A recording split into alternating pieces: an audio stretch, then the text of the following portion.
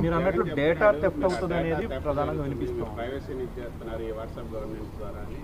నేను ఛాలెంజ్ చేస్తున్నాను, వైకాపా నాయకులు నేను ఛాలెంజ్ చేస్తున్నాను. ఎక్కడ కానీ డేటా థెఫ్ట్ అని నిరూపిస్తే నేనే స్వయంగా వాళ్ళకి 10 కోట్ల రూపాయలు నేను కానుకని ఇస్తా. ప్రభుత్వం కాదు, స్వయంగా నేనే చెక్ ఇస్తా. వాళ్ళు తీసుకొచ్చారని మీరు నో వాళ్ళేం తీసుకొచ్చారు స్వామి?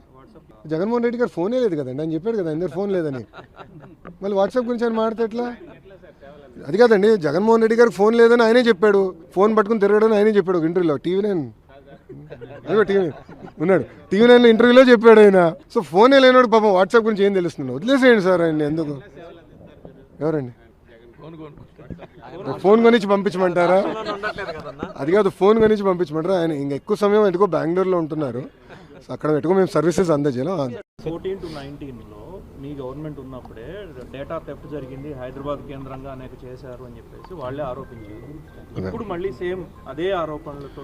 అవునండి, మళ్ళీ అధికారంలో ఉన్న 5 సంవత్సరాలు ఎందుకు నిరూపించలేకపోయారు? అధికారంలో వాళ్ళు ఉండే పనిహిమాల కేసులను పెట్టారు. చంద్రబాబు నాయుడు గారిని 53 రోజులు జ్యుడిషియల్ రిమాండ్కి దొంగ కేసు మీద పంపించారు. మళ్ళీ డేటా థెఫ్ట్గా ఆనాడు నేను ఐటీ శాఖ మంత్రిగా చేస్తుంటే నిరూపించి ఉండాలి కదా. ఊరుకున్నారా?